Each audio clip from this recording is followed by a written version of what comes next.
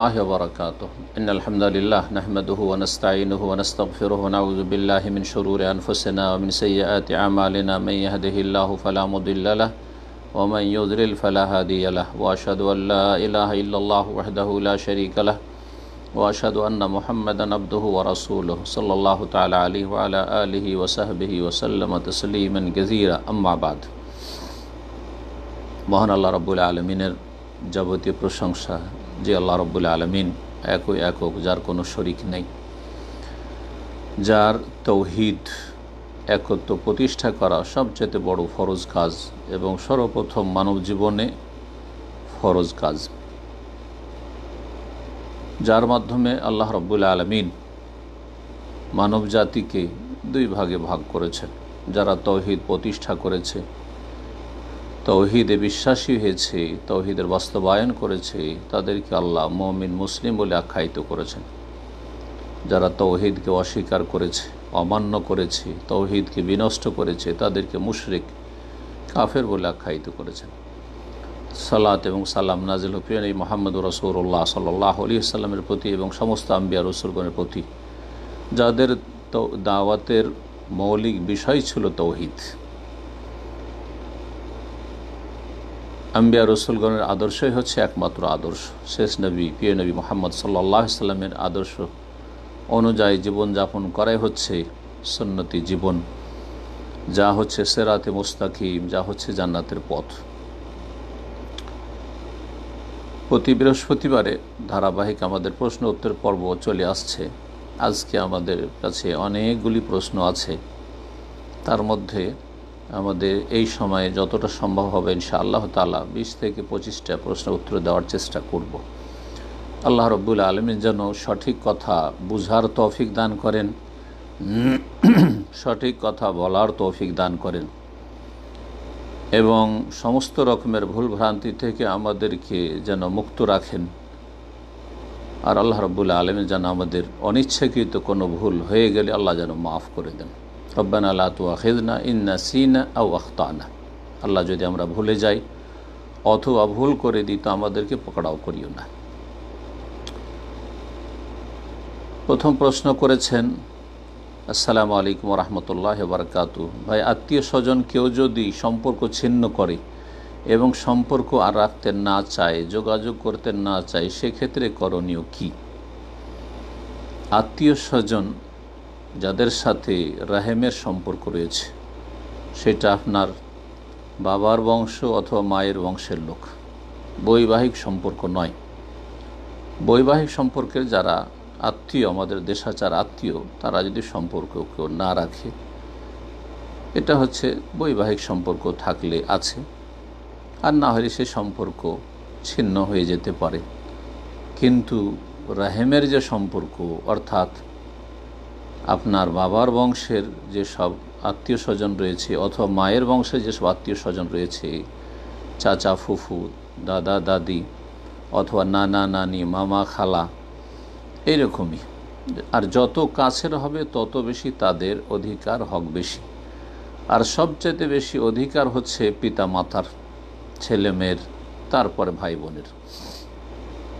আত্মীয় স্বজন কেউ যদি সম্পর্ক ছিন্ন করে এবং সম্পর্ক না রাখতে চাই, যোগাযোগ করতে না চাই, সেই ক্ষেত্রে আপনার করণীয় হচ্ছে, যদি সত্যি আপনি আত্মীয়তার সম্পর্ক বহাল রাখতে চান এবং এর বিনিময় আল্লাহ রাব্বুল আলামিনের কাছে আপনি উত্তম আকারে দেখতে চান, পেতে চান, আর সত্যিকার যদি আত্মীয়তার সম্পর্ক বহাল আপনি রেখে আল্লাহ সন্তুষ্টি অর্জন করতে চান, তাহলে সম্পর্ক রাখতে কেউ চাক আর নাই চাক, যোগাযোগ কেউ রাখুক আর না রাখুক, সম্পর্ক ছিন্ন করুক আর যাই করুক, আপনি সুসম্পর্ক বহাল রাখার চেষ্টা করবেন। এই মর্মে অনেক হাদিস রয়েছে। সহিহ বুখারীর একটি হাদিস শুধু শোনাবো। রাসূলুল্লাহ সাল্লাল্লাহু আলাইহি ওয়াসাল্লাম বলেছেন, লাইসাল ওয়াসিলু বিল মুকাফি। যেই ব্যক্তি শুধু প্রতিদান দিয়ে থাকে, সে আত্মীয়তার সুসম্পর্ক বহাল রাখনেওয়ালা ব্যক্তি নয়।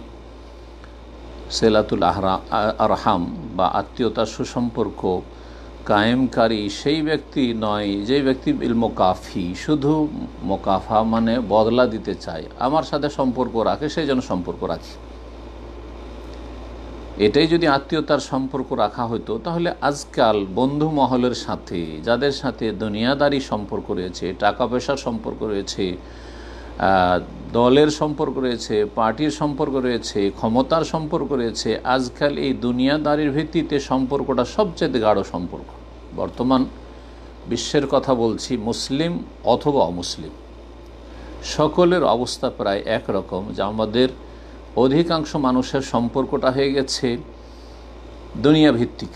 দুনিয়ার গরজ থাকলে সম্পর্ক আছে, রাত দিন 50 বার কথা হচ্ছে, তারও বেশি যোগাযোগ হচ্ছে, আর যে কোনো সুখ দুঃখে হাজির, অথচ কোনো আত্মীয়তার তাদের সাথে সম্পর্ক নেই। কি গরজ?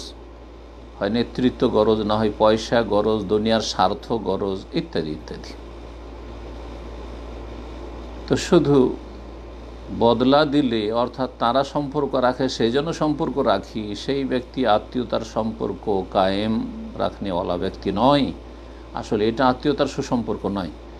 ইন্নামাল ওয়াসিল, সত্যিকার অর্থে আত্মীয়তার সুসম্পর্ক কায়েমকারী ওই সব লোকেরা, আল্লাযী ইযা কুতিআত রাহিমাহু ওয়াসালাহা, যদি আত্মীয়তার সম্পর্ক ছিন্ন করে দেওয়া হয়, সম্পর্ক রাখতে চাই না, রাখে না, আপনি রাখছেন, খোঁজ খবর নেয় না, আপনি খোঁজ খবর নিচ্ছেন, টেলিফোন করেন না, আপনি টেলিফোন করছেন, দেখা সাক্ষাৎ করতে চায় না, আপনি দেখা সাক্ষাতের সুযোগ নিচ্ছেন, সালাম দিতে চায় না, আপনি সালাম দিচ্ছেন। রাসূলুল্লাহ সাল্লাল্লাহু আলাইহি ওয়াসাল্লাম বলেছেন, খায়রুহুম আল্লাযী ইয়াবদাউ বিস-সালাম, দুই পক্ষের সবচেয়ে উৎকৃষ্ট ভালো মানুষ হচ্ছে ওই লোকেরা যারা প্রথম সালাম দিতে পারে।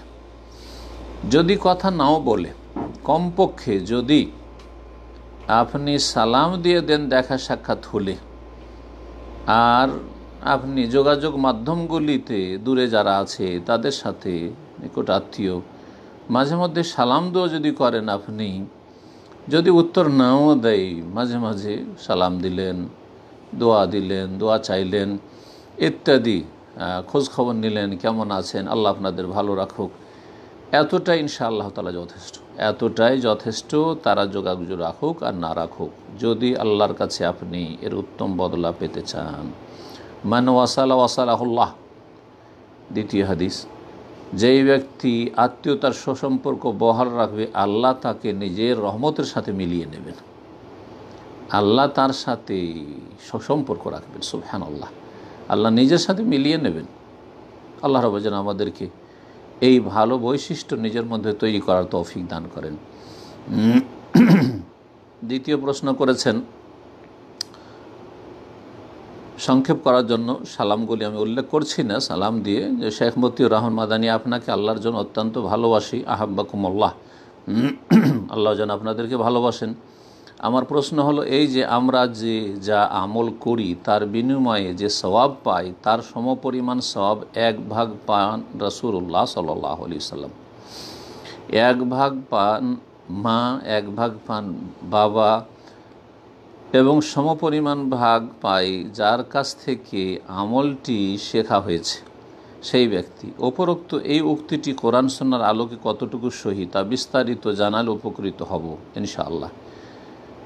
কোরআন এবং হাদিসে এইভাবে নেই, তবে এমন একটি বিষয় হাদিসে রয়েছে যে যার আলোকে বলা যেতে পারে যে এরা পাবে, কিন্তু কেমন পাবে একটু বিস্তারিত বলতে হয়, তাহলে বুঝে উঠবেন। রাসূলুল্লাহ সাল্লাল্লাহু আলাইহি ওয়াসাল্লামের মাধ্যমে নিঃসন্দেহে আমরা সকলে হেদায়েত পেয়েছি, আমরা যে সঠিক রাস্তার দিশা পেয়েছি, রাসূলুল্লাহ সাল্লাল্লাহু আলাইহি ওয়াসাল্লাম প্রথম মাধ্যম, আল্লাহ রাব্বুল আলামিনের রহমতের পরে সবাই হেদায়েত পেয়েছেন রাসূলুল্লাহ সাল্লাল্লাহু আলাইহি ওয়াসাল্লামের নিয়ে আসা দাওয়াত এবং নিয়ে আসা বিধান কোরআন সুন্নাহর মাধ্যমে। সুতরাং রাসূলুল্লাহ সাল্লাল্লাহু আলাইহি ওয়াসাল্লাম 1 ভাগ পাবেন। হাদিসে কি রয়েছে, মান দাল্লা আলা খাইরিন ফালাহু মিসলু আজরি ফাইলি, যেই ব্যক্তি কল্যাণের রাস্তা বাতলে দেবে, দেখিয়ে দেবে, তার জন্য আমলকারীর সমান সওয়াব রয়েছে। কল্যাণ রাস্তা বলে দিলে, দেখিয়ে দিলে, তো রাসূলুল্লাহ তো নিঃসন্দেহে দেখিয়ে দিয়েছেন। বাকি থাকলো মা এবং বাবা, সকল মা বাবা কি কল্যাণ রাস্তা দেখিয়েছেন না দেখাচ্ছেন? মোটেই না।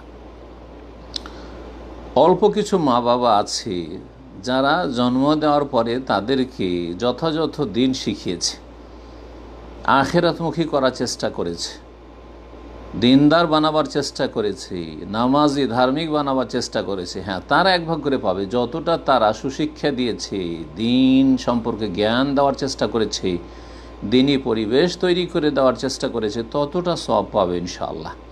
কিন্তু যেসব বাবা মায়ের এইরকম কোনো এহসান অবদান নেই, তারা জন্ম দিয়ে ছেড়ে দিয়েছে। গরিব ছেলে মেয়েদেরকে এমনভাবে ছেড়ে দিয়েছেন, না দিন শিখিয়েছে না দুনিয়া শিখিয়েছে, কিছুই শিখায় নাই। অনেক কচিকাচারা ছোট থেকেই মেহনত পরিশ্রম করে চাকর খেটে বেড়াচ্ছে, কাজের ছেলে কাজের মেয়ে, ছোট জীবন থেকে কিছুই তাদেরকে তরবিয়ত দেয় না, দিন দিয়েছে না দুনিয়া দিয়েছে। তাহলে কি করে তারা এক ভাগ পাবে?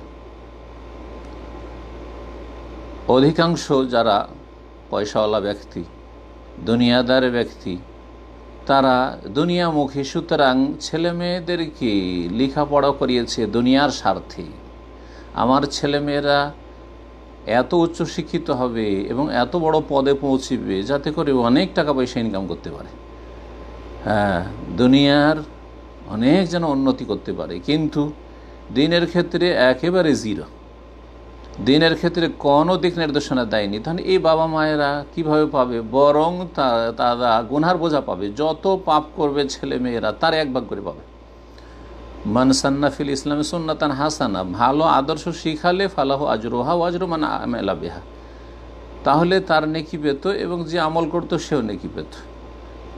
কিন্তু ওমান সান্না ফিল ইসলামে সুন্নাতান সাইয়্যা, খারাপ আদর্শ রেখে গেছে, ছেলে মেয়েদেরকে খারাপ করে রেখে গেছে। দুনিয়াদার, বেদিন, নাস্তিক, সেকুলার, বেনামাজি, শিরকি আকিদার, বেদাতি আকিদার করে রেখে গেছে, গোমরাহ পথভ্রষ্ট রেখে গেছে, ভুল পথে রেখে গেছে। হয়তো ধার্মিক বানিয়েছে কিন্তু ভুল পথের ধার্মিক বানিয়েছে।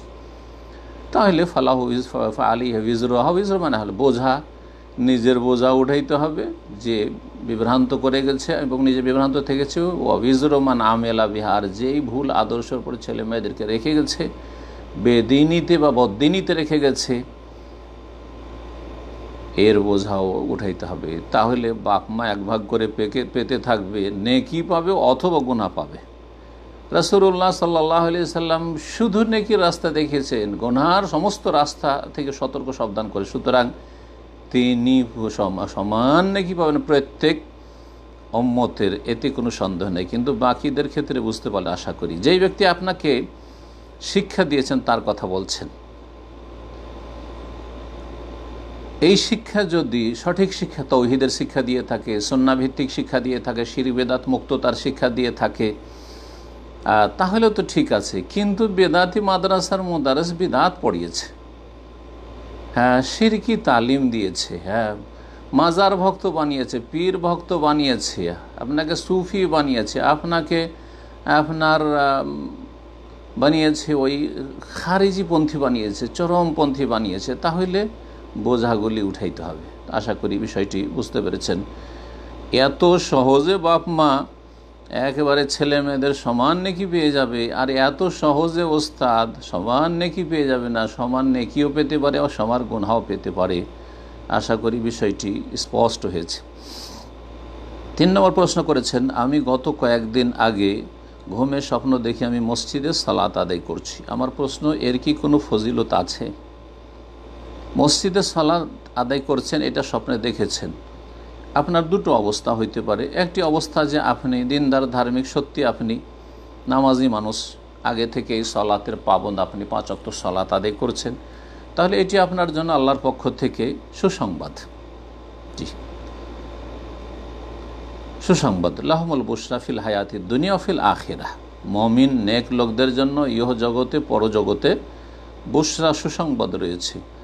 আখিরাতের সুসংবাদ জান্নাত এবং দুনিয়ার সুসংবাদ বলা হয়েছে আর রুয়া সালেহা, ভালো স্বপ্ন। ইয়ারাহাল মুসলিম ও তোরা আলহ, নিজে দেখলো অথবা তার সম্পর্কে অন্য কেউ দেখলো। তাহলে এটি আপনার জন্য সুসংবাদ হতে পারে যে আলহামদুলিল্লাহ আপনি দিনমুখী, আপনি সলাতমুখী, সুতরাং আপনি মসজিদে সলাত অবস্থায় নিজেকে দেখছেন। আর যদি আপনি আধা নামাজি বেনামাজি হন, আপনি যদি সলাৎ সম্পর্কে উদাসীন হন, আল্লাযীনা আন সলাতিহিম সাহুন, যারা সলাৎ সম্পর্কে উদাসীন, গাফিল, সলাতের সময় পার হয়ে চলে যায়, সূর্য উঠে যায়, কোনো পরোয়া নেই, ঘুমিয়ে থাকে সলাতের সময়, মাঝে মধ্যে পড়ে মাঝে মধ্যে পড়ে না, তারপরে এই স্বপ্ন দেখছেন যে আমি মসজিদে সলাত আদায় করছি, তো মনে রাখবেন যে এটি আল্লাহর পক্ষ থেকে আপনাকে তানবীহ, সতর্কীকরণ, যে আপনার আল্লাহ কল্যাণ চান, আপনার বাবা মায়ের চাইতো আল্লাহ রাব্বুল আলামিন আপনার উপর আরহামুর রাহিমিন। সুতরাং আপনাকে আল্লাহ রাব্বুল আলামিন কল্যাণ দিতে চান। সুতরাং আপনি কল্যাণের দিকে ফিরে আসুন, আপনি 5 ওয়াক্ত সলাতের হেফাজত করুন, মসজিদমুখী হন, আল্লাহ যেন আপনার স্বপ্নকে আপনার জন্য ভালো করেন। 4 নম্বরে প্রশ্ন করেছেন, জোহর নামাজের আগে আমরা যে 4 রাকাত নামাজ পড়ি, এই জায়গায় 2 রাকাত পড়লে কি কোনো সমস্যা হবে? জি না, কোনো সমস্যা হবে না। এই মর্মে 2টি হাদিস রয়েছে।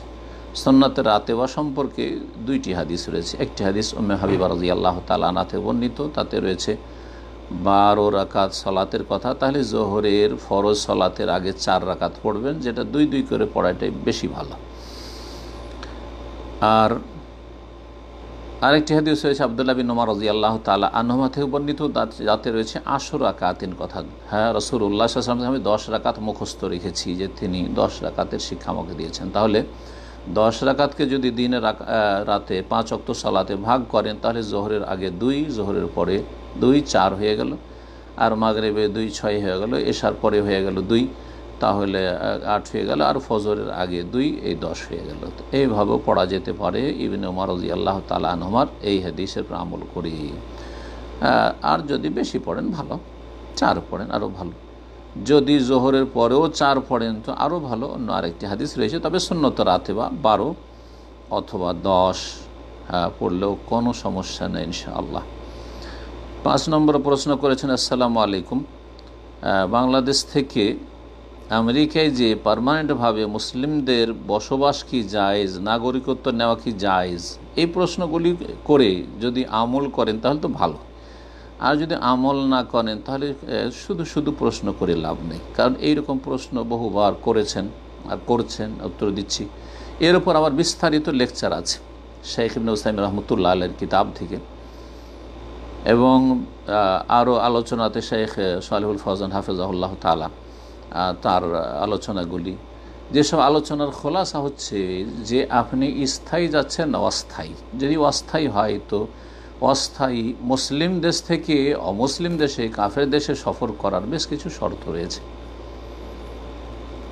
এই শর্তগুলি যদি আপনার মধ্যে থাকে তাহলে সফর করুন। আপনি প্রয়োজন আছে সফরের, বিনা প্রয়োজন না, হ্যাঁ, বিনোদনের জন্য নয়, আমোদ ফুর্তি করার জন্য নয়, দুনিয়ার গরজের নয়, প্রয়োজন আছে, যাবেন আপনি। আর গেলে আপনার কাছে এতটা ইলম থাকতে হবে, তাদফা বিহি শুবহাত,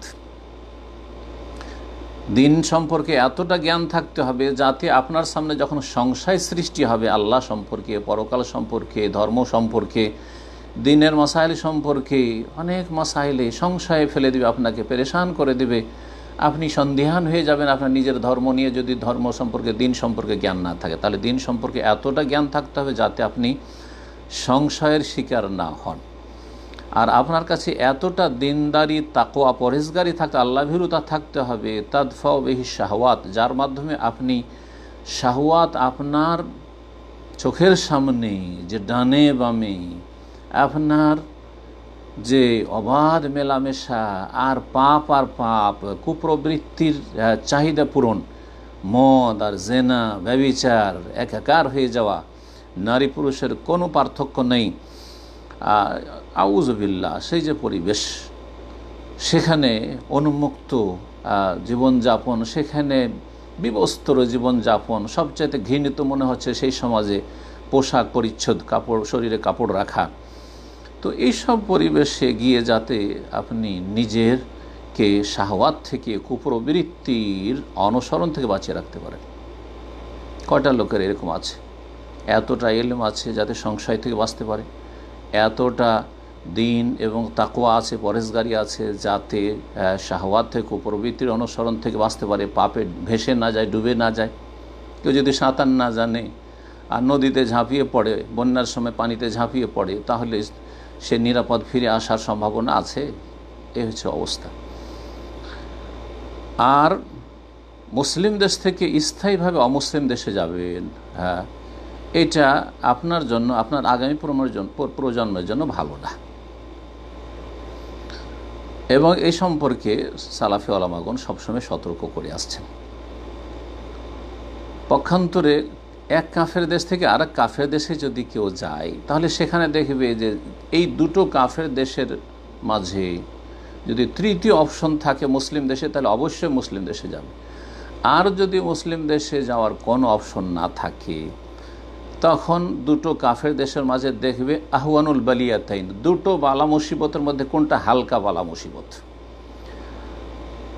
মক্কায় কাফেরদের রাজত্ব ছিল রাসূলুল্লাহ সাল্লাল্লাহু আলাইহি সাল্লামের দাওয়াতের প্রথম জীবনে,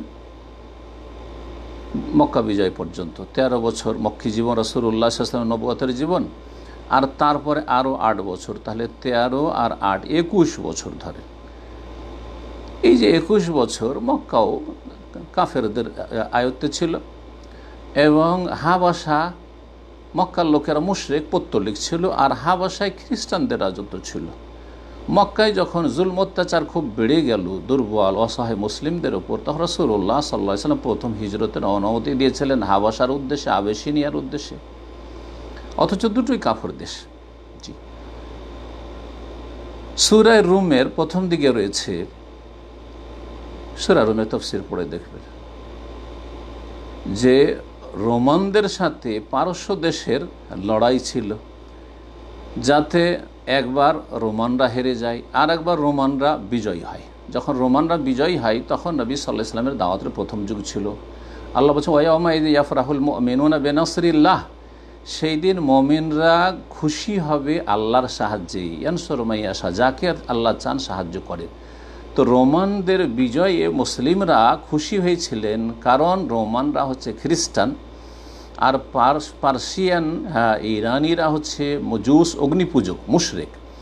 মুশরিকদের তুলনায় তুলনামূলক দুটোই খারাপ, কিন্তু দুটোই কুফার, কিন্তু দুই কাফেরের মাঝে পার্থক্য রয়েছে। তো আল্লাহ রাব্বুল আলামিন এই বিষয়টিকে সূরা রুমে তুলে ধরেছেন। তো আশা করি বিষয়গুলি বোঝার চেষ্টা করবেন, আবেগ দিয়ে কাজ নেবেন না, বিবেক দিয়ে কাজ নেওয়ার চেষ্টা করবেন। আল্লাহ যেন আমাদের সকলের কল্যাণ করেন দুনিয়া এবং আখিরাতের।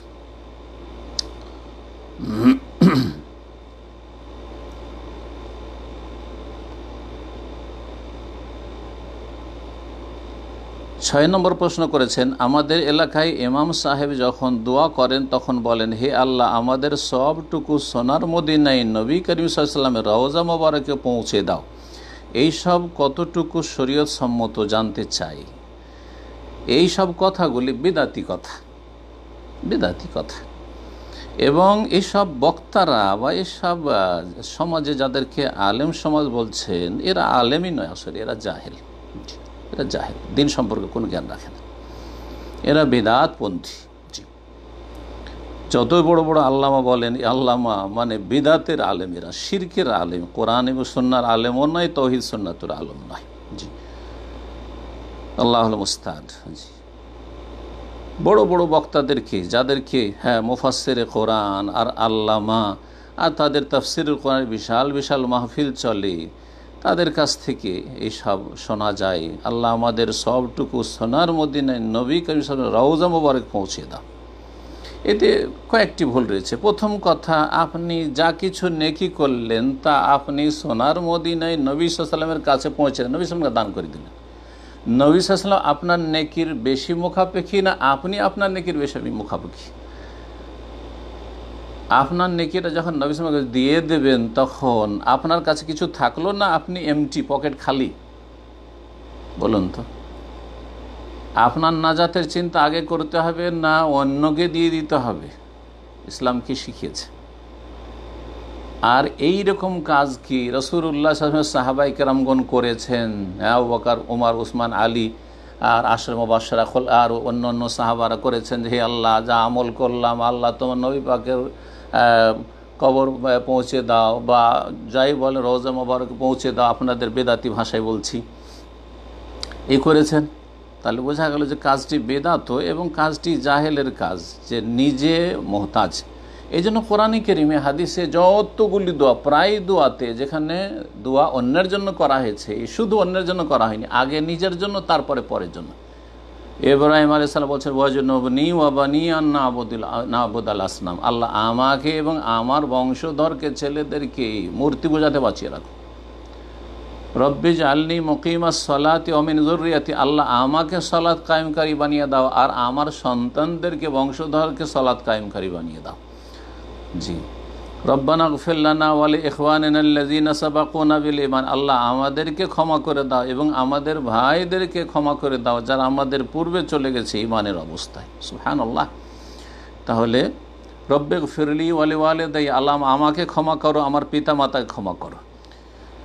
আগে নিজের নাজাতের কথা চিন্তা করতে হবে, তারপরে অন্যকে। তারপরে একটু আগে আলোচনা করলাম যে আপনি যে কোনো আমল করি না কেন, ঈমান থেকে শুরু করে যতগুলি নেক আমল এবং যত গুনাহ থেকে বাঁচবো, এক ভাগ রাসূলুল্লাহ সাল্লাল্লাহু আলাইহি ওয়াসাল্লাম এমনিতেই পাচ্ছেন, কারণ তার মাধ্যমে আমরা হেদায়েত পেয়েছি। সুতরাং এই তরিকাটি বেদাতি তরিকা। তারপরে এই যে নবী সাল্লাল্লাহু আলাইহি ওয়াসাল্লাম কবরকে রওজা মোবারক বলা, না, রওজা কবরের নাম নয়। তাহলে কবরকে তিন ভাগে ভাগ করা, এটা একটা বেদাতি আকীদা আর বেদাতি ভাষা। নবীর কবরকে রওজা মোবারক বলা, আর পাকা কবর যেগুলির পূজা হচ্ছে, হ্যাঁ, যেগুলি পীরদের কবর, সুফিদের কবর, সেগুলিকে মাজার শরীফ বলা। আর আপনার বাবা মা এত আদর যত্নে কত কষ্ট করে আপনাকে মানুষ করলো, বাপের কবর একবার রাহেমাহুল্লাহ বলার তৌফিক হয় না, মায়ের কবর একবার রাহেমাহুল্লাহ বলার তৌফিক হয় না। আল্লাহ রাব্বুল যেন দিন বুঝার তৌফিক দান করেন। আর রওজা কবরকে বলা হয়নি, মা বাইনা বাইতি ও মেম্বারি রাউদাতুম মিন রিয়াজিল জান্নাহ, সহিহ বুখারী হাদিস। আমার ঘর, মা আয়েশার কক্ষ, আর আমার মেম্বারের জায়গা, এর মাঝখানের জায়গাটুকু যে মসজিদে নববীর জায়গা, যেই জায়গা হচ্ছে রাউদাতুম মিন রিয়াজিল জান্নাহ, জান্নাতের বাগান সমূহের একটি বাগান। সুতরাং কবরটি জান্নাতের বাগান নয়। এইভাবে বলাটাও বিদাতি কথা। আশা করি বুঝতে পেরেছেন।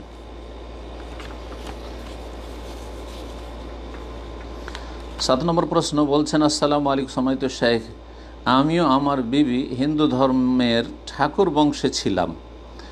আমরা শেখ আপনার ওয়াজ শুনে ইসলাম গ্রহণ করিয়াছি, আলহামদুলিল্লাহ। আল্লাহ কবুল করুন, আল্লাহ দিনের ওপর আপনাদেরকে কায়েম রাখুন। আমার বিবি ক্যান্সারে আক্রান্ত, দোয়া ও দিনী ভাইদের কাছে অনুরোধ করলাম। জি, দোয়ার জন্য অনুরোধ করেছেন এবং সহযোগিতার জন্য তিনি আপনাদের কাছে দরখাস্ত করেছেন। আমার বিবির অপারেশন করাতে হবে। হ্যাঁ, আমি মুসলিম মোহাম্মদ আব্দুর রহমান।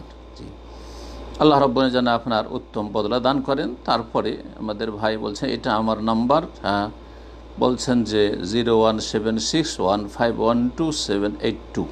আল্লাহ রাব্বুল আলামিন যেন আপনাকে অভাবমুক্ত করে দেন এবং আল্লাহ রাব্বুল আপনাকে মানুষের মুখাপেক্ষী না করে তিনি আপনার জন্য যথেষ্ট হন। আল্লাহর জন্য আপনার দিনে, আপনার ইসলাম কবুল করায় যদি ইখলাস থাকে, আপনার ওয়াইফের যদি ইসলাম কবুল করায় নিষ্ঠা ইখলাস থাকে, তো আল্লাহ আপনাকে অভাবমুক্ত করে দেবেন ইনশাআল্লাহ।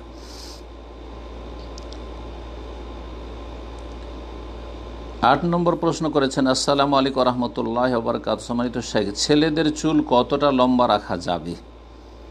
ছেলেদের চুল এতটা লম্বা রাখবেন যাতে মেয়েদের চুলের মতো না হয়ে যায়। হ্যাঁ, দেখে যেন মনে না হয় যে এটা ছেলে না মেয়ে, সন্দিহান, আপনি বোঝা যাচ্ছে না, ছেলে আর মেয়েদের, মহিলাদের চুলের মতো হয়ে যাচ্ছে, এইরকম হইলে হারাম। জি, যেসব পুরুষরা নারীর বেশভূষা গ্রহণ করে তাদের ওপর আল্লাহর লানত রয়েছে, এবং যেসব মহিলারা পুরুষদের বেশভূষা গ্রহণ করে তাদের উপর লানত রয়েছে। সেই হাদিস রাসূলুল্লাহ সাল্লাল্লাহু আলাইহি সাল্লামের। বাকি যেটা আমাদের দেশে বাবরি চুল বলে, রাসূলুল্লাহ সাল্লাল্লাহু আলাইহি ওয়াসাল্লাম রাখতেন, সেটা 3 রকম রয়েছে, লিম্মা, জুম্মা, অফরা। এই 3 রকম করে রাখা যেতে পারে। সেটা কাঁধের নিচে এত বেশি লম্বা হবে না যাতে মহিলাদের মতো লাগে। এইরকম মহিলারা এত বেশি চুল কেটে এমন করবে না যাতে চেনা না যে এটা মহিলা না পুরুষ, চেনা যাচ্ছে না। কিছু লোকের আছে যারা এই মহিলাদের মতো চুলও রাখছে আর দাড়িও রাখছে। আউযুবিল্লাহ, জি আউযুবিল্লাহ।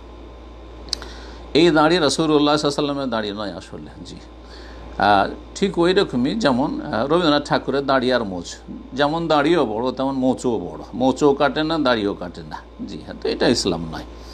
তো ইসলামী যেন সকল সুরাত রূপ চেহারা হয়, আপনার জাহের বাতেন প্রকাশ্য আভ্যন্তরীণ অবস্থা যেন ইসলামিক হয়, এর জন্য চেষ্টা করতে হবে। আল্লাহ যেন তৌফিক দান করেন। চুল কাটার ক্ষেত্রে চুল মাথার কিছু অংশ কাটবেন কিছু অংশ কাটবেন না, এটাও জায়েজ নয়। কাজা, এটাকে রাসূলুল্লাহ সাল্লাল্লাহু আলাইহি ওয়াসাল্লাম নিষেধ করেছেন। যেমন আজকাল কাফেরদের অনুকরণ আমেরিকান স্টাইলে মাথার ওপরখানে কিছু চুল রাখছে, বড়ই নোংরা আর বেশি লাগছে দেখে এসব ছেলেদেরকে। নিচের দিকে এই রকমই আমাদের দেশের ওই যে সেনাবাহিনীর কাটিং, আলপেট কাটা, আমাদের আঞ্চলিক ভাষায় জানি না শুদ্ধ ভাষায় কী বলা হয়, আলপেট কাটা, নিচের দিক থেকে বাঙালি এই কাটিং, যে এইটাও আসলে শরীয়ত সম্মত না। গোটা মাথার চুলটা কাটলে পুরো মাথা থেকে কাটবে, নিচের দিক থেকে একেবারে ছোট করে দিয়েছে আর ওপরে রেখে দিয়েছে, সামনের দিকে একটু ঝুঁটি করে রেখে দিয়েছে যাতে ওইটাকে বাঁকা করে সিথি করা যায়। আর এসব আসলে ইসলামিক রূপ চেহারা নয়। আল্লাহ হেফাজত করেন। 9 নম্বর প্রশ্ন। আসসালামু আলাইকুম রহমতুল্লাহ বারকাতু। ওয়ালাইকুম আসসালাম রহমতুল্লাহ বারকাতু। বলছেন, সম্মানিত শেখ, কাশফ, এলহাম ও কারামত কি? ইসলামে এর গ্রহণযোগ্যতা কতখানি? কাশফ ও এলহামের দাবি করে কেউ কোনো কিছু প্রচার করতে বললে আমাদের করণীয় কি? অনেক সময় অনেকে বলে আল্লাহ তাকে এলহাম করেছে, এটা মানুষকে বলতে, এটা ঘটবে বুঝতে পেরেছে, স্বপ্নে দেখেছে, এটা করতে বলেছে ইত্যাদি। জাযাকুমুল্লাহ খায়রান। যারা এইসব কথাবার্তা বলে তারা সবাই বেদাতি, সর্বনিম্ন এরা বেদাতপন্থী সুফি, আর সর্বর্ধে এরা বড় বড় শিরক কুফরিতে লিপ্ত রয়েছে। এদের ওয়াহাদাতুল ওজুদের, হলুলের, আর তারপরে ফানাফিল্লা, ফানাফির রাসূল, ফানাফির শাইখ, ফানার 3টি স্তর আছে চরমনাইদের কিতাবে। এইসব ভণ্ডামিতে ভরা রয়েছে। আর চরমনাইদের কিতাবে আর সারসেনের কিতাবে যদি এগুলো থাকে তো বাকিগুলির কথা তো বলতে হবে না, বুঝতেই পারছেন। সুতরাং এই পীরতন্ত্র বড় একটি গুমরাহি, মুসলিম উম্মার দিনের ক্ষেত্রে শরীরে একটি ক্যান্সার। এই ক্যান্সারকে যতক্ষণ পর্যন্ত অস্ত্রোপচার করে সাফ না করো ততক্ষণ পর্যন্ত মুসলিম উম্মাহ তৌহিদ সুন্নাতের অনুসারী হতে পারবে না।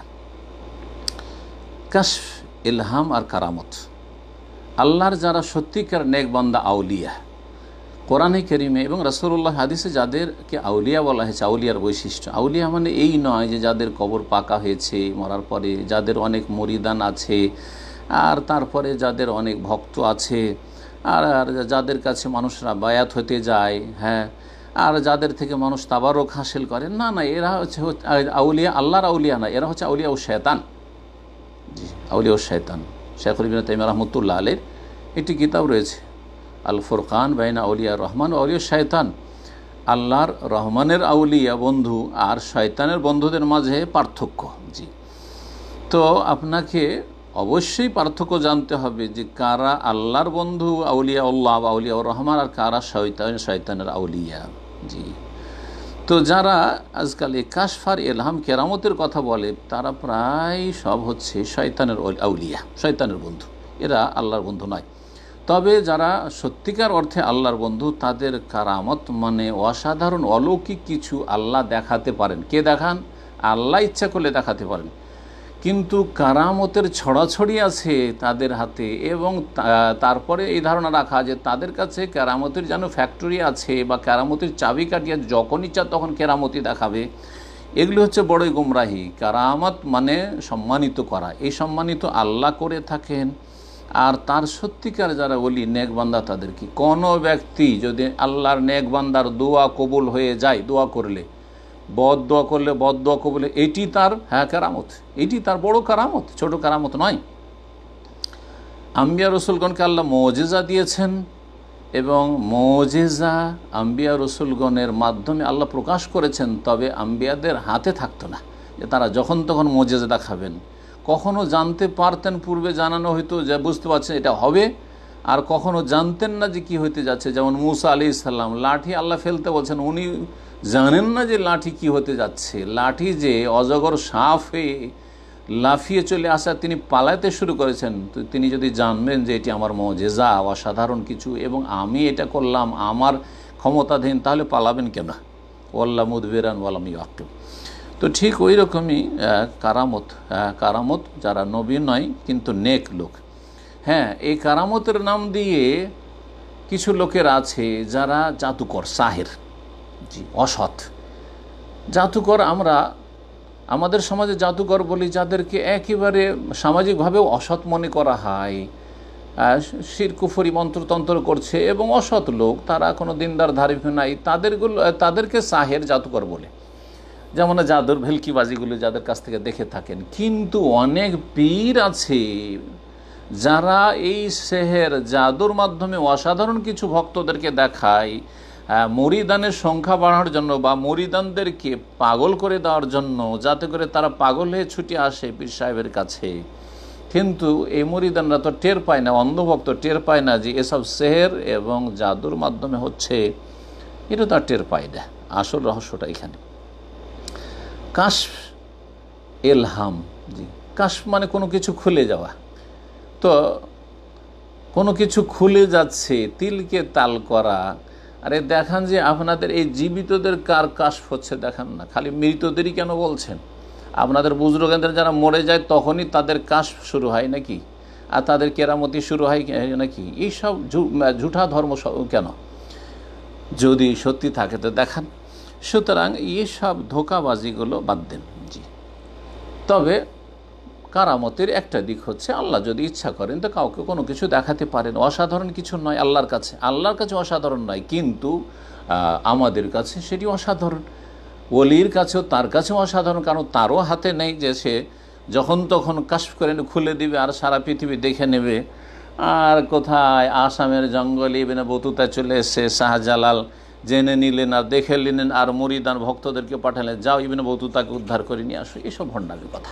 জি, তো আশা করি বুঝতে পেরেছেন। আর তারপরে আরেকটি কথা মনে রাখবেন যে কারো কারামত অথবা স্বপ্ন ধর্মের উৎস নয়।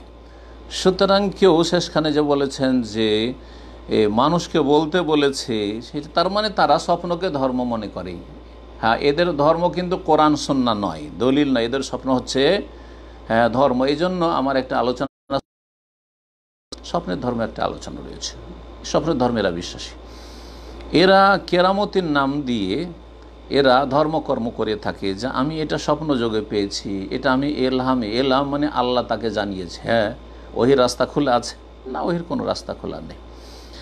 আর এই এলহামের রাস্তা একটা চোরা রাস্তা। গায়েব জানার কোনো চাবিকাঠি আছে যে জানবেন যে এটা করতে বলা হয়েছে বা এটা করতে হবে না, এটা অমুক জায়গায় এই ঘটবে, হ্যাঁ এটা ঘটবে? কি করে জানলেন আপনি গায়েব? আল্লাহ বলছেন আইন্দাহু মাফাতিহুল গায়ব। হ্যাঁ, রাসূলুল্লাহ সাল্লাল্লাহু আলাইহি ওয়াসাল্লাম গায়েব জানতেন না, যতটা আল্লাহ জানে ততটাই, তাহলে আর অন্য কেউ কী করে জানতে পারে? তো আশা করি এ সমস্ত গুমরাহির রাস্তা, এসব গুমরাহির রাস্তা থেকে বেঁচে থাকবেন। আল্লাহ রাব্বুল আলামিন যেন আমাদেরকে সত্যিকার মধ্যমপন্থী কোরআন সুন্নাহর অনুসারী হওয়ার তৌফিক দান করেন। 10 নম্বর প্রশ্ন। আসসালামু আলাইকুম। ওয়ালাইকুম আসসালাম ওয়া রাহমাতুল্লাহ। সম্মানিত শেখ, আমি জানতে চাই, বাচ্চারা এখন অনলাইনে ক্লাস করে, এতে তারা মোবাইলের বিভিন্ন রকম গেম সহ আরও অন্য অনেক বিষয় শিখে যাচ্ছে, যা ঠিক নয়। সবসময় তাদের পাশে বসে থাকাও সম্ভব হয় না। এখন আমরা কি ক্লাস করাবো নাকি বন্ধ রাখবো? মুসলিম বাচ্চাদের বিনোদন কিভাবে দেব যাতে তারা আনন্দ পাবে? দয়া করে জানার উপকৃত হবে। যেহেতু ক্লাস করা আবশ্যক, সুতরাং ক্লাস অবশ্যই করাবেন, তবে যথাসাধ্য তাদেরকে দিনই প্রতিপালন করবেন, তাদের দিনই তরবিয়ত দেওয়ার চেষ্টা করবেন, যাতে করে তারা পাপের সাইটগুলোতে না ঢোকে। তাদের যতটা ক্লাস করার জন্য মোবাইল ইউজ করতে হয় ততটা ইউজ করবে, তার বেশি যখন তখন মোবাইল তাদেরকে দিয়ে রাখবেন না, স্মার্টফোন আর ইন্টারনেট ফ্যাসিলিটি তাদেরকে ওইভাবে দিয়ে রাখবেন না। আর যতক্ষণ পারবেন তাদের পাশে থাকার চেষ্টা করবেন, যাতে করে পাশে থেকে তাদের ভালো তরবিয়ত করতে পারেন। আর তারপরে বলছে মুসলিম বাচ্চাদের বিনোদন কিভাবে দেব? জায়েজ বিনোদন দেবেন। হ্যাঁ, জায়েজটা জায়েজ, যদি না জায়েজ হয় তো না জায়েজ, হারাম হলে মকরু হলে মকরু। সুতরাং আপনি এটাকে জায়েজ মনে করছেন, যেটা সেটা করবেন আপনি। জায়েজ বিনোদন হচ্ছে মাঝে মধ্যে আপনি পার্কে ঘোরাতে নিয়ে গেলেন, মাঝে মাঝে আপনি চিড়িয়াখানা নিয়ে গেলেন, মাঝে মাঝে সাগর থাকলে আমাদের দাম্মামের মতো অথবা জেদ্দার মতো আপনি সাগর পাড়ে নিয়ে গেলেন।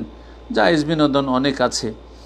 মাঝে মধ্যে তাদেরকে নিয়ে কোনো গ্যাদারিং করলেন, কোথাও আত্মীয় স্বজনদের সাথে দেখা সাক্ষাৎ করতে নিয়ে গেলেন, ইত্যাদি ইত্যাদি জায়েজ বিনোদন আশা করি বুঝতে পারছেন, যেখানে শরীয়তের কোনো আপত্তি নেই।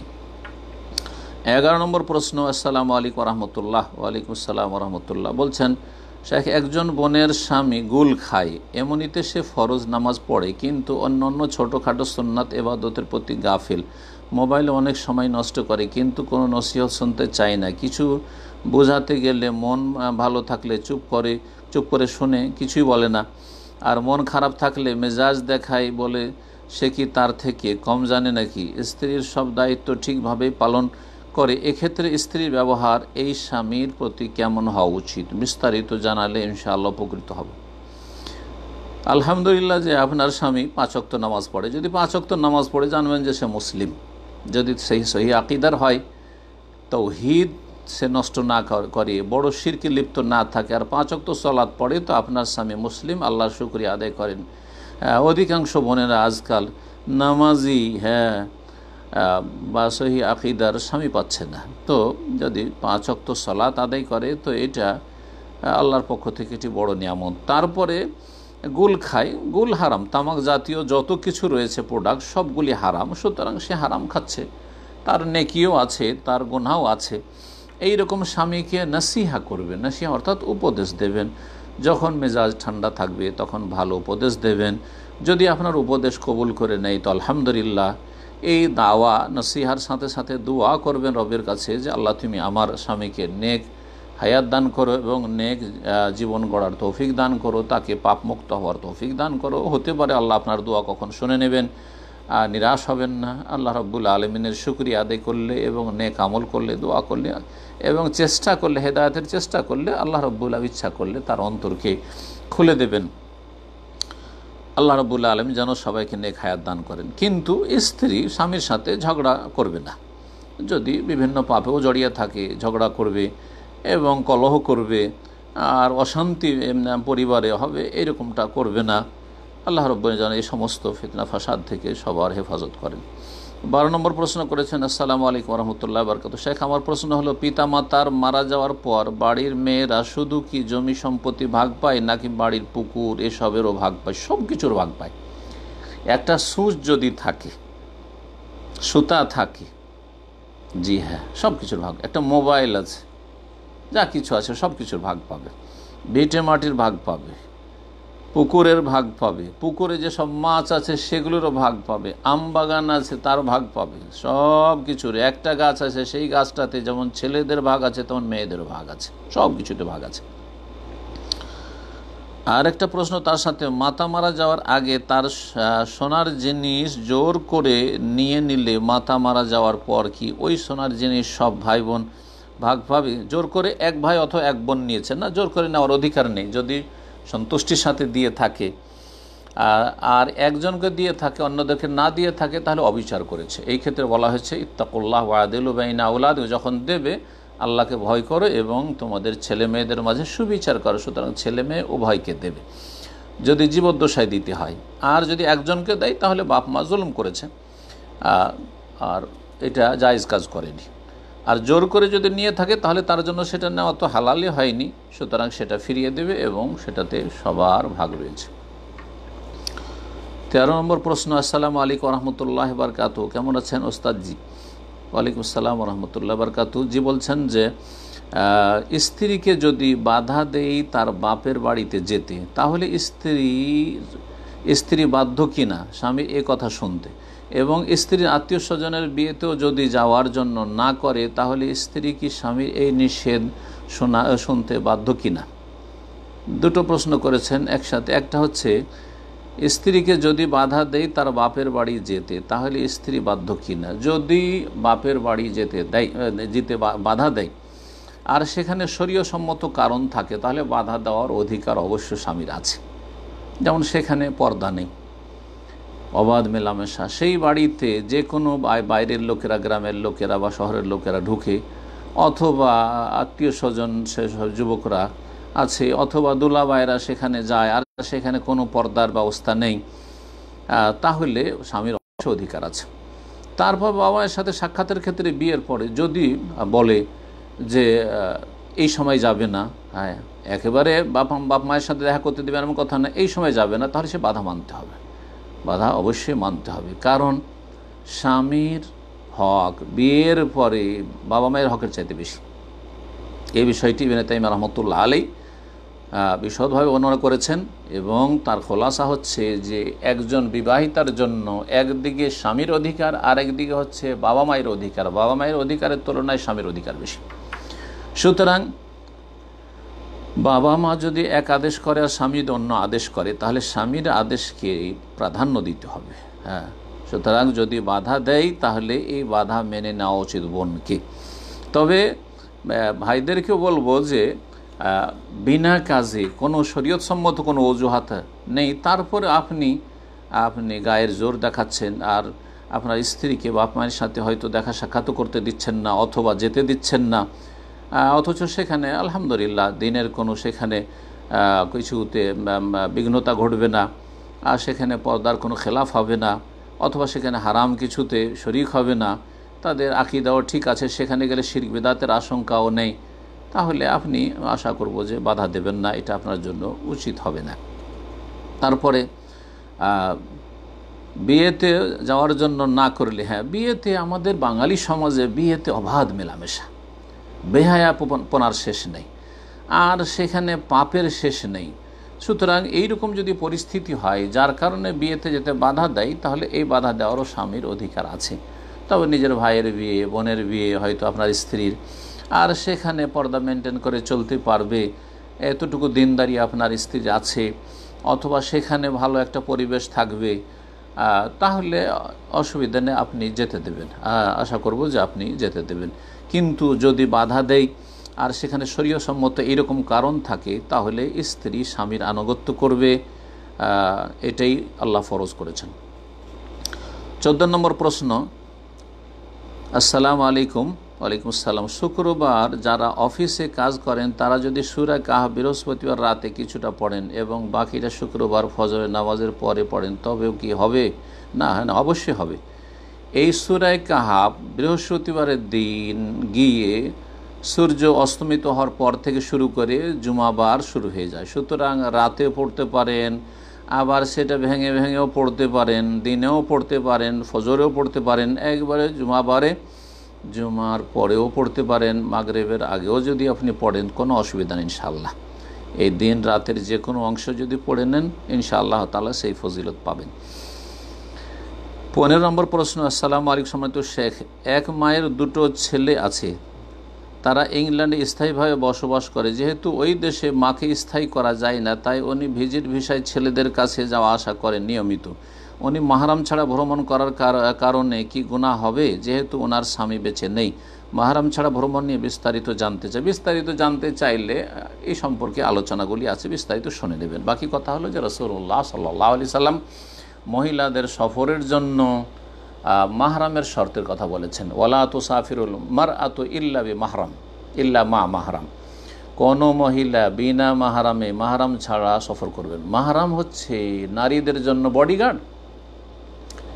একজন পুরুষ সাবালক ব্যক্তি যদি কোনো মহিলার সাথে থাকে, তো কোনো বদচরিত্র ব্যক্তি, বদমাইশ ব্যক্তি কখনো কুদৃষ্টি দিতে পারবে না। জি, পক্ষান্তরে একা যদি কোনো মহিলা সফর করে, তাহলে ধর্ষণের শিকার হওয়ার সম্ভাবনা অনেক বেশি। এছাড়াও ভাবছেন যে বয়সিকা হয়ে গেছে, বয়সিকা হইলেও ওলামারা বলেছে লেকুল্লে সাকেতাতিন লাকেতা, হ্যাঁ বুড়ির জন্য বুড়া আছে, হ্যাঁ ফিতনার আশঙ্কা আছে। তারপরে এমার্জেন্সি কোথাও ল্যান্ডিং করতে হইতে পারে, এমার্জেন্সি কোনো দেশে চলে যেতে হইতে পারে। আল্লাহ রাব্বুল আলামিন হেফাজত করুন দুর্ঘটনা থেকে। সুতরাং এইভাবে বিনা মাহরামে সে বয়সিকা হোক অথবা যুবতী হোক সফর করা জায়েজ নয়। গুনাহ তো অবশ্যই হবে, গুনাহ অবশ্যই হবে। ফাত্তাকুল্লাহ মাস্তাতাও, যথাসাধ্য আল্লাহকে ভয় করুন, এবং কিছু পয়সা বেশি খরচ হলে ছেলে নিয়ে যাবে, নিয়ে আসবে, এটাই করার চেষ্টা করুন। 16 নম্বর প্রশ্ন। আসসালামু আলাইকুম শেখ। ওয়ালাইকুম আসসালাম। ফেসবুকে যদি আমি ভিন্ন নাম দিয়ে কোনো আইডি খুলি, উদ্দেশ্য হলো যে আমাকে কেউ চিনবে না, এবং তার মানে বোনের প্রশ্ন, এবং মেসেজও দিবে না, আমি শুধু আগন্তুক হয়ে থাকব ফেসবুকে বহুমুখী ফিতনা থেকে বাঁচার জন্য, এবং আমি এই আইডিতে কোনো ফ্রেন্ডও বানাবো না আর কাউকে মিথ্যা পরিচয় ধোকাও দেব না, শুধু আমার দরকারটুকু সারব, যেমন শাইখদের লেকচার, লিখনি, শোনা, পড়া ইত্যাদি কাজ। তাহলে কি এইভাবে আমার ভিন্ন নামে আইডি ইউজ করা জায়েজ হবে? ফেসবুকে ভিন্ন নামে আইডি ইউজ করা, ভিন্ন নামে আইডি ইউজ করবেন না, তবে আপনার কুনিয়াত উপনাম ব্যবহার করতে পারেন। উপনাম, যেমন কোনো ছেলে হলে তার নাম আবদুল্লাহ, কিন্তু সে নিজেকে আবু মোহাম্মদ, যাতে লোকে অত না চেনে আবু মোহাম্মদকে, হ্যাঁ, আবু হাজেম, হ্যাঁ, আবু অমুক, এইরকমই উম্মে অমুক, অথবা আর কিছু, হ্যাঁ, এইভাবে, অথবা যেমন সরল পথ, জি হ্যাঁ, এইরকমই সিরাতে মুস্তাকিম, অথবা শহীদিন ইত্যাদি, এইভাবে করেন। আর এইরকম আপনার নাম হচ্ছে ধরেন ফাতেমা, আর আপনি নিজের নাম দেবেন আবদুল্লাহ, না, এরকমটা জায়েজ নয়, এরকমটা মিথ্যার আশয় নেওয়া, এরকম মিথ্যার আশয় নেবেন না। তবে নিজেকে মজহুল, অজ্ঞাত রাখা যেতে পারে, যেমন কুনিয়াত উপনামের মাধ্যমে, অথবা অন্য কোনো দিনই কোনো টার্ম ব্যবহার করার মাধ্যমে। 17 নম্বর প্রশ্ন। আসসালামু আলাইকুম রহমতুল্লাহ। ওয়ালাইকুম আসসালাম রহমতুল্লাহ। আমি ফুরফুরা পীর ভক্ত ছিলাম, এখন আপনার বক্তব্য শুনে আমি সহি আকীদা গ্রহণ করেছি, আলহামদুলিল্লাহ। আমার বাড়ি উত্তর 24 পরগনা। আমি জানতে চাই জাহেরি এলিম আর বাতিন এলিম শিক্ষা কি? জাহেরি এলিম আর বাতিন এলিমের যারা ভাগ করে তারা বিদাতপন্থী, তারা হচ্ছে এই পীরতন্ত্রের বিদাত এবং গুমরাহিতে বিশ্বাসী। জাহেরি আর বাতিন এলেম বলে কিছু না। আমাদের জন্য যে এলেমটা আল্লাহ দিয়েছেন সেটা হচ্ছে এলমুল ওয়াহি, ওয়াহির এলেম, সেটা কোরআনে কারীমে রয়েছে, সেটা রাসূলুল্লাহ সাল্লাল্লাহু আলাইহি ওয়াসাল্লাম হাদিসে রয়েছে। সহিহ হাদিস, হাসান হাদিস, যেগুলো মকবুল গ্রহণযোগ্য হাদিস, সেগুলি হচ্ছে ওয়াহি। আর সেটাকে যেগুলোতে জাহিরি মাসাইল রয়েছে সেগুলি জাহিরি, আর যেগুলি হচ্ছে বাতিনি বলতে এই অর্থ যে আমরা বলবো যে অন্তরের আমলের সাথে যে সব বিষয়গুলি সম্পর্কিত, হ্যাঁ, আমালুল কুলুব, সেগুলি বলতে পারেন। কিন্তু বাতিনে এলেম মানে ওই খেজর আলাইহিস সালামের বিদ্যা, আর জাহেরি এলেম মানে হচ্ছে মুসা আলাইহিস সালামের বিদ্যা, এই ভাগ যারা করেছে তারা গুমরাহী, তারা গুমরাহিতে আছে। খেজর আলাইহিস সালাম এ সুফিদের দলিল নয়। খেজর আলাইহিস সালামকে আল্লাহ রাব্বুল আলামিন নবী বানিয়ে তাকে কিছু জ্ঞান দিয়েছিলেন, আসরারুশ শরিয়া, বা আল্লাহ রাব্বুল আলামিনের পৃথিবীতে আসরার কৌনিয়া, সৃষ্টিগত যেসব কাজ হচ্ছে, অনেক কিছু আমার আপনার কখনো কখনো অপ্রীতিকর কিছু হচ্ছে, একটা অশান্তি হলো, পারিবারিক অশান্তি, এতে খুব অশান্তি হলো, মনে হচ্ছে যে আমার জন্য খুব অমঙ্গল হলো, কিন্তু তাতে মঙ্গল আছে, সে মঙ্গলটা আমরা বুঝতে পারি না, আল্লাহ রাব্বুল আলামিন কিন্তু জানেন। এই ধরনের জ্ঞানগুলি দিয়েছিলেন আল্লাহ রাব্বুল আলামিন খেজর আলাইহিস সালামকে। যেমন আপনার ভিসা শেষ হতে যাচ্ছে, সৌদি আরবে আসার জন্য এখন ত্রাহি করছেন হাজার হাজার লোক, বড় লক্ষাধিক লোক, যে ভিসা শেষ হয়ে যাবে আর টিকিট পাচ্ছি না। আর সেই সময় অনেকে চলে আসলো সাথী বন্ধুরা, আপনি আসতে পারলেন না, টিকিট হয় পেলেন না, অথবা টিকিট পেলেন আর এয়ারপোর্ট আসতে আসতে যে কোনো দুর্ঘটনায় আপনার ফ্লাইট ছুটে গেল, মিস হয়ে গেল। আর কি যে কান্নাকাটি, আর কি যে অবস্থা, মনে হচ্ছে হার্ট অ্যাটাক করে দেবেন। 10 মিনিট পরেই শুনতে পাচ্ছেন যে সেই ফ্লাইটটি ধ্বংস হয়ে গেছে।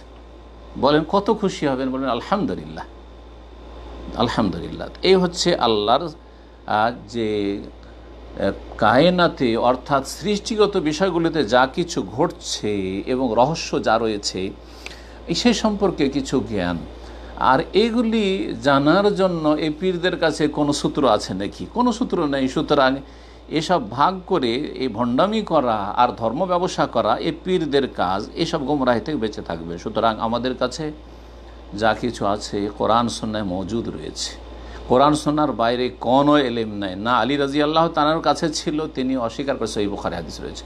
না আবু হানিফা, শাফি, মালিক, আহমদের কাছে। বলবেন আবু হানিফা, শাফি, মালিক, আহমদ তারা জাহিরি এলেম শুধু রাখতেন, আর আব্দুল কাদের জিলানী আর চিশতি বাতিন এলেম রাখতেন। এগুলো ভণ্ডামি। জি, আল্লাহ যেন এসব ভণ্ডামি থেকে বাঁচিয়ে রাখেন।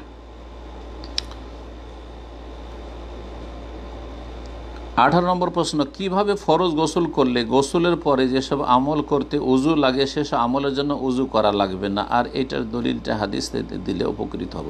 মাশাআল্লাহ, দলিলও চান আপনি।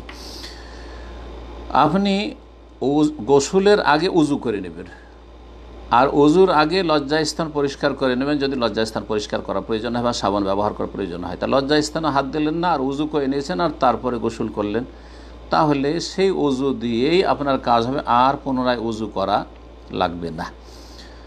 এটা হচ্ছে অধিক সতর্কতা। কিছু আলেমদের মত রয়েছে যে যদি গোসল করেন, গোসলে উজুর অঙ্গগুলি সবগুলি যদি ধোয়া হয়ে গেল যেহেতু, সুতরাং এই গোসল দিয়ে আপনি সালাত আদায় করতে পারবেন। বিষয়টিতে ইখতিলাফ রয়েছে, কিন্তু সতর্কতা যেমনটা বললাম যে সুন্নতি গোসল করবেন, আর লজ্জাস্থান পরিষ্কার করে নেওয়ার পরে আপনি উজু করবেন, আর উজু করে নেওয়ার পরে আপনি গোসল করবেন, আর সেই আগের যে উজুটা ছিল প্রথম দিকে সেই উজুটা দিয়ে আপনি বাকি ইবাদত বন্দেগী সালাত বা অন্যান্য কাজ যেগুলোর জন্য উজু লাগে তা করতে পারবেন। 19 নম্বর প্রশ্ন, শেখ আমি আপনাকে অনেক ভালোবাসি, আহাব্বাকাল্লাহ, আপনার কথা শুনে আমার জীবনটা পরিবর্তন করেছি। প্রশ্ন, আমি কি প্রস্রাব পায়খানা করে সরাসরি হাত দিয়ে পরিষ্কার করব, নাকি আগে টিস্যু অথবা মাটি দিয়ে পরিষ্কার করব? দয়া করে জানালে উপকৃত হব। যদি আপনি টিস্যু বা মাটি দিয়ে পরিষ্কার করেন তাহলে সেটাকে সুন্নত মনে করবেন না, নাপাকি বেশি আছে, সুতরাং আমি একটু টিস্যু বা ঢিলা অথবা পাথর কিছু ব্যবহার করে নিই আর তারপরে পানি ব্যবহার করব, এটা এমনি আমি করব, তাহলে কোনো অসুবিধা নেই। কিন্তু যদি মনে করে যে এটি সুন্নাত, এটা বেশি ফজিলতের, আগে ঢিলা কুলুক ব্যবহার করতে হবে তারপরে পানি ব্যবহার করতে হবে, সুতরাং এটা হচ্ছে বিদাতীদের লক্ষণ। হ্যাঁ, বাথরুমে টিস্যুতে ভর্তি, তারপরে আপনার বাথরুমে আমাদের দেশে তো টিস্যু নেই, সুতরাং ঢিলাতে ভর্তি। হ্যাঁ, বাথরুমে পানির ব্যবস্থায় তারপর ঢিলা নিয়ে যাচ্ছে, তারপর ঢিলা কুলুক নিয়ে 40 কদম হাঁটাহাঁটি, এই সমস্ত বিদাত। এক কথায় আবার বলছি সংক্ষেপে, যে কোনো একটি সহিহ হাদিস নেই যে রাসূলুল্লাহ সাহাবায়ে কেরাম দুটো জিনিস একত্রিত করেছেন, পাথর বা ঢিলাও ব্যবহার করেছেন আর পানি ব্যবহার করেছেন। কোবাবাসী সম্পর্কে যে রেওয়ায়ত রয়েছে সেটি সহিহ নয়, সেটি জয়ীফ।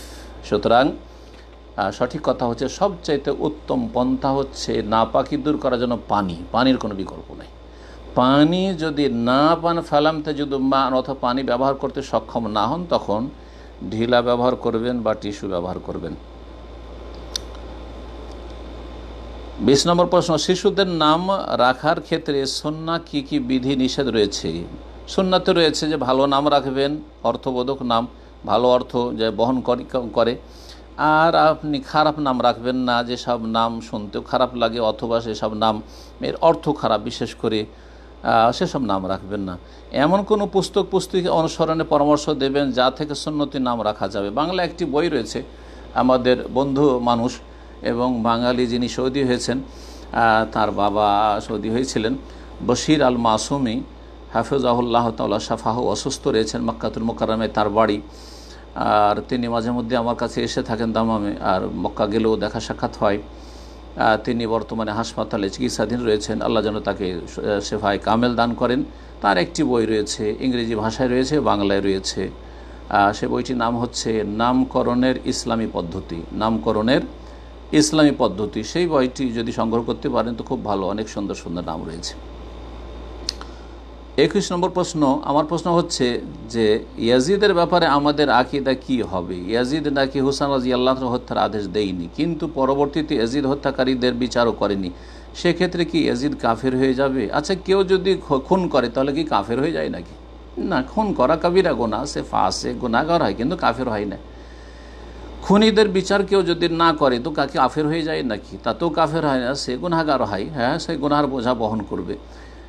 আপনার এই প্রশ্নের পরিপ্রেক্ষিতে বললাম। সুতরাং এই যে ইয়াজিদকে কাফের বলা, এটা বিদাতিরা কাফের বলে। কোনো কাবিরা গুনার জন্য কাফের হয় না যতক্ষণ পর্যন্ত এমন বড় অন্যায় না করবে যাতে ঈমান ভঙ্গ হয়ে যায়, ইসলাম ভঙ্গ হয়ে যায়, শিরক অথবা কুফর, সেহের, এই রকমের যেসব ঈমান ভঙ্গকারী প্রসিদ্ধ 10টি বিষয় রয়েছে সে সম্পর্কে আলোচনাগুলি পড়ে নেবেন অথবা শুনে নেবেন সহিহ আকীদার আলেমদের কাছ থেকে। আশা করি আপনার ঈমান ঠিক হবে। তারপরে মনে রাখবেন যে ইয়াজিদ সম্পর্কে আমাদেরকে জানতে হবে জরুরি নাই, এটা কোনো আমাদের আকীদার বিষয় নয় যে ইয়াজিদকে জাহান্নামে পাঠাইতে হবে অথবা জান্নাতে পাঠাইতে হবে। আল্লাহ রাব্বুল আলামিন তার আমল হিসাবে তার সাথে আচরণ করবেন। ইয়াজিদ একজন শাসক যার নেক আমলও রয়েছে, তার খারাপ আমলও রয়েছে। সুতরাং তার সাথে আফজা এলা মাকাদ্দমা, তিনি যা করেছেন তার সেখানে তার বদলায় তিনি পৌঁছে গেছেন। জি, সুতরাং তার সম্পর্কে আমরা ভালো কিছু বলার প্রয়োজন করে না, জরুরি নয় কিছু। আর তার সম্পর্কে আমাদেরকে মন্দ বলতে হবে, গালমন্দ করতে হবে, এটাও আচরণ নয়। বরং লা তাসুবুল আমওয়াত, মৃতদেরকে তোমরা গালমন্দ করিও না। ফাইন্নাহুম কাদ আফদাউ ইলা মা কাদ্দুম, যা কিছু করেছে সেখানে পৌঁছে গেছে। 22 নম্বর প্রশ্ন, শেখ আমি একটা রেস্টুরেন্টে জব করি। আমি 5 ওয়াক্ত নামাজ পড়ি, কিন্তু এশার নামাজ পড়তে দেরি হয়, কারণ আমার ডিউটি শেষ হয় রাত 11:30টায়। তারপর বাসায় গিয়ে নামাজ পড়তে রাত 12টা হয়ে যায়। এজন্য কোনো সমস্যা হবে কি না? আর আমি দাঁড়িয়ে রাখতে পারি না, কারণ আমার জব করতে দাঁড়িয়ে রাখতে দেয়। দুটো বিষয়। একটি বিষয় হচ্ছে যে আপনার সালাত আদায় করতে এশার রাত 12টা হয়ে যায়। সঠিক মতে যেটা পছন্দনীয় বা ইখতিয়ারি ওয়াক্ত, সেটা হচ্ছে অর্ধেক রাত পর্যন্ত, আর অর্ধেক রাত প্রায় 11টার মধ্যেই শেষ হয়ে যায়। সুতরাং আপনার এই ইখতিয়ারি ওয়াক্ত শেষ হয়ে যাচ্ছে। তবে সঠিক মতে ফজরের আজান পর্যন্ত এজতেরারি মানে নিরুপায় ব্যক্তির ওয়াক্ত থাকে। ওয়াক্ত চলে একবারে যায়নি, বরং অপছন্দনীয় এবং নিরুপায় ব্যক্তির ওয়াক্ত রয়েছে। এটা হচ্ছে সঠিক মত এই ইখতিলাফি বিষয়ে। আর একদল বলছেন না, ফজর পর্যন্ত এশার ওয়াক্ত। তো আপনার এশার সালাত এইরকম ডিউটির কারণে যদি আপনার ডিউটিতে অনুমতি না হয় সালাত পড়ার, তাহলে রাত 12টায় পড়লে হয়তো অসুবিধা হবে না। কিন্তু দ্বিতীয় যে বিষয়টি সেটা হচ্ছে দাঁড়িয়ে রাখতে পারেন না, কারণ এই জব হোটেলে রেস্টুরেন্টে কাজ করলে দাঁড়িয়ে রাখতে দেয় না। সুতরাং এই রকম জায়গায় চাকরি করা জায়েজ নয়, যেখানে দাঁড়িয়ে রাখতে দেবে না। আল্লাহ রাব্বুল আলামিনের ভয় যদি অন্তরে নিয়ে আসেন এবং আল্লাহর কাছে যদি দোয়া করেন যে আমি এই গুনাহ থেকে বাঁচবো, আল্লাহ আমার জন্য রুজির রাস্তা প্রশস্ত করে দাও, আর আল্লাহকে ভরসা করে সেই চাকরি ছেড়ে দিয়ে অন্য কোনো ভালো চাকরি যদি খুঁজেন, তো ইনশাআল্লাহ আল্লাহ রাস্তা খুলে দেবেন। কিন্তু প্রথমখানে হয়তো একটু আল্লাহ পরীক্ষা করবেন, অথবা সবর করতে হবে, ধৈর্য ধারণ করতে হবে। আল্লাহ যেন তৌফিক দান করেন। 23 নম্বর প্রশ্নটা হলো, আমরা যারা ফেসবুকে ইউটিউবে ছোট বড় ভিডিও আপলোড দেই শেখদের এবং শিরক বিদআতের জবাব দিই, এসব কাজগুলো কি আমাদের দাওয়াতি কাজ হিসাবে গণ্য হবে? এতে কি আমাদের নেকি হবে জানাবেন। অবশ্যই দাওয়াতি কাজ, এগুলো হচ্ছে দাওয়াতি রিসোর্স, মাধ্যম। সুতরাং আল্লাহ রাব্বুল আপনাদেরকে জাযায়ে খের দান করুন, কিন্তু দুনিয়াদারি করবেন না, মানে দুনিয়াটাই যেন মুখ্য উদ্দেশ্য না হয়। ইউটিউবে আপলোড করতে গিয়ে আপনি ডলার অপশন খুলে রাখলেন, আর সেখানে নোংরা ছবি চলে আসছে, অ্যাড আসছে, এমনটা যেন না হয়। না হলে গুনার বোঝা উঠাইতে হবে, আর নেকি করতে গিয়ে গুনার বোঝা নিয়ে আল্লাহর সামনে হাজির হইতে হবে। এসব করবেন না। 2 নম্বর কথা হচ্ছে যে নিজের পক্ষ থেকে কিছু সংযোজন করবেন না। অনেকেই আজকাল সোশ্যাল মিডিয়াতে এসে শেখ সেজে গেছেন, অথচ মাদ্রাসায় কোনো লেখাপড়া করে নাই, দিনই তেমন কোনো গভীর জ্ঞানও রাখে না। শুনে 2-4টা শেখদের কাছ থেকে শুনে এমন আজব ফতোয়া দিচ্ছে, আজব ফতোয়া দিচ্ছে। একজন ফতোয়া দিচ্ছে আল্লাহ বলা শিরক। আরে আল্লাহ বলা শিরক কোত্থেকে হয়ে গেল? আল্লামা বলাটা তার জন্য উপযোগী কি না? বিদাতিকে আল্লামা, যার কাছে এলেম নেই তাকেও আল্লামা, কিন্তু আল্লামা বললে শিরক হয়ে যাবে। এসব কোথায় বলেন? তো আজকাল সোশ্যাল মিডিয়াতে কিছু জাহেলরা রয়েছে যারা আবেগী, নিজেরা মুফতি সেজেছে। এসব মুফতি থেকে এবং এসব মুফতিকেও সতর্ক করছে, এসব মুফতির অনিষ্ট থেকে সতর্ক করছে। তাদের কথা শুনবেন না, যার কাছ থেকে দিন শিখবেন সে ভালো আলেম কিনা এটা অবশ্যই কনফার্ম হবেন। আর আপনারা যদি ভালো শেখদের কথাগুলি প্রসার করেন, তাহলে ইনশাআল্লাহ তাআলা এই দাওয়াতি কাজে শরীক আছেন এবং সেগুলি আপনাদের দাওয়ার কাজ। আল্লাহ যেন আপনাদের জাযায়ে খের দান করেন। 24 নম্বর প্রশ্ন, আসসালামু আলাইকুম স্যার, আমি ইন্ডিয়া থেকে আমার বাংলাদেশের এক দক্ষ আলেমের আলোচনা শুনে আমি খুব নার্ভাস হয়ে পড়েছি। তিনি বলছেন যে শুধু পড়া মুসলিম জান্নাতে যাবে, তাহলে কি সাধারণ মুসলিমের জান্নাত পাবে না? দয়া করে কোরআন ও সহিহ হাদিসের আলোকে জানাবেন। এই যে বক্তার কথা শুনেছেন যে শুধু পড়া মুসলিম জান্নাতে যাবে, সে ভুল কথা বলেছে। জি, যে পড়া মুসলিম সে হচ্ছে আলেম, তার ইবাদতের কোয়ালিটি অনেক ভালো, এতে কোনো সন্দেহ নেই। আর যেই ব্যক্তি পড়া মুসলিম নয় কিন্তু সর্বনিম্ন দিনের জ্ঞান রাখে, যেই জ্ঞান দিয়ে সহিশুদ্ধ ইবাদতবন্দি করছে, সে হচ্ছে আবেদ। আবেদের তুলনায় আলেমের ফজিলত রয়েছে। ফাজলুল আলিম আলা আবেদে কাফাজলি আলা আদনাকুম, রাসূলুল্লাহ বলেছেন যে আলেমের ফজিলত হচ্ছে আবেদের ওপর যেমন আমার ফজিলত, নবীর ফজিলত হচ্ছে সাধারণ একজন সাহাবীর ওপর। জি, আর এক হাদিস হচ্ছে ফাজলুল আলিম আলা আবেদি কাফাজলিল কমর লাইলাতুল বদর আলা সাইরিল কাওয়াকিব, আলেমের ফজিলত হচ্ছে আবেদের ওপর, যে ব্যক্তি ধার্মিক কিন্তু দিনের বেশি জ্ঞান নাই, চলার মতো জ্ঞান আছে, এবাদতবন্দি করার মতো সহি ইবাদত করতে পারবে এতটুকু জ্ঞান আছে, সেই ব্যক্তির তুলনায় আলেমের জ্ঞানের ফজিলত হচ্ছে যেমন পূর্ণিমার রাতের চাঁদ কা ফজলিল কামারে লাইলাতুল বদর, পূর্ণিমার রাতের চাঁদের ফজিলত সমস্ত তারকা নক্ষত্র রাজির ওপর। সর্বশেষ 25 নম্বর প্রশ্ন, আমার প্রশ্ন, নামাজের শুরুতে কি নামের শুরুতে কি মোহাম্মদ যোগ করতে হবে, না করলে কি কোনো ক্ষতি হবে? কেউ বলছেন নামের শুরুতে মোহাম্মদ যোগ করতে হবে। নামের শুরুতে মোহাম্মদ যোগ করা এটা হচ্ছে বাঙালি ট্র্যাডিশন, এরও কিছু হয়তো প্রেক্ষাপট আছে। ইংরেজ আমলে জালেমদের জুলমের শিকার ছিল মুসলিমরা, সেই সময় ভালো কোনো নাম রাখতে দিত না। তারপরে হিন্দুদের পাশাপাশি বসবাস করে, হিন্দুরা শ্রী দিয়ে নিজেকে পরিচয় দেয়, শ্রী লিখলে বোঝা যেত যে শ্রী, পুরুষ হলে শ্রী অমুক, আর যদি মহিলা হয় তাহলে শ্রীমতী অমুক, এতে হিন্দু বোঝা যায় যে হিন্দু। কিন্তু মুসলিমদের ভালো আরবি নাম রাখলে ট্যাক্স দিতে হইতো।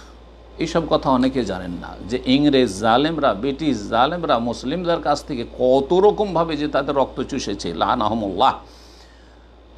তার একটি যে তাদের আরবি নাম রাখতে দিত না। সুতরাং আমাদের পূর্বপুরুষদের নাম তো বাঙালিরা জানেন না, যদি 7 পুরুষ 8 পুরুষ আগে জানতে, এমন এমন আজব নাম পাবেন যেসব নামের আরবির সাথে কোনো সম্পর্ক নেই। কারণটা হচ্ছে তখন তারা করতো কি, মোহাম্মদ লাগাই তো, আরে যে কমপক্ষে মোহাম্মদটা লাগালে বোঝা যাবে যে হ্যাঁ মুসলিম। শ্রী বা শ্রীমতী লাগিয়ে হিন্দু বোঝা যায়, তো মোহাম্মদ লাগালে মুসলিম বোঝা যায়, মুসলিম পুরুষ। আর মোসাম্মত, আমাদের দেশে মোসাম্মত আছে না, অনেকে লাগায়, মোসাম্মত লাগালে বোঝা যাবে যে এটা মুসলিম মেয়ে। জি, তো এইভাবে করতো। এগুলি হচ্ছে ট্রেডিশন, কিন্তু এগুলি করার কোনো প্রয়োজন নেই, বরং এতে অনেক ক্ষয়ক্ষতি আছে।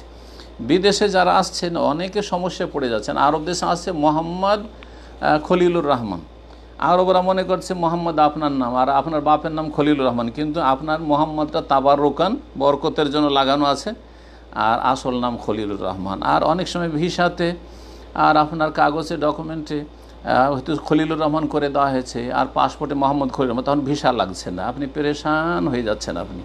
সুতরাং এইসব না করে, মোহাম্মদ না লাগিয়ে শুধু মোহাম্মদ নাম রাখেন। যখন ছেলের নাম রাখেন শুধু মোহাম্মদ, মোহাম্মদ আলী নয়, মোহাম্মদ হুসেন না, আহমদ হুসেন না, শুধু আহমদ, শুধু মোহাম্মদ, এইভাবে মুফরাদ নাম রাখার চেষ্টা করেন। আল্লাহ রাব্বুল আলামিন যেন আমাদেরকে দিন বুঝার তৌফিক দান করেন, দিনের উপর আমল করার তৌফিক দান করেন। প্রশ্ন উত্তর পর্ব অনেক লম্বা হয়ে গেল, দুঃখিত, কিন্তু প্রশ্নগুলি সবগুলি প্রায় শেষ করার চেষ্টা করলাম। আর আরও কিছু প্রশ্ন ছিল, কিন্তু সেগুলিকে অত জরুরি না মনে করে আমরা যেগুলি জরুরি মনে করেছি, অথবা সময় যতটা সাথ দিয়েছে ততটি আমরা আপনাদের সামনে পেশ করার চেষ্টা করেছি। আল্লাহ রাব্বুল যেন আমাদের গুনাহ খাতা মাফ করেন, এবং আল্লাহ রাব্বুল আলামিন যেন আমাদেরকে ভুল থেকে বেঁচে থাকার তৌফিক দান করেন, সঠিক পথের পথিক সবসময় থাকার তৌফিক দান করেন। আল্লাহ রাব্বুল আলামিন আমাদের জান্নাতুল ফিরদৌস দান করেন, এবং সমস্ত রকমের অনিষ্ট এবং অনিষ্টকারী থেকে আমাদের হেফাজত করেন। রব্বানা আতিনা ফিদ দুনিয়া হাসানা ওয়া ফিল আখিরাতি হাসানা ওয়া কিনা আযাবান নার। ওয়া সাল্লাল্লাহু সাল্লাম আলা নবিয়িনা মুহাম্মদ ওয়া আলা আলিহি ওয়া সাহবিহি আজমাইন। আল্লাহ।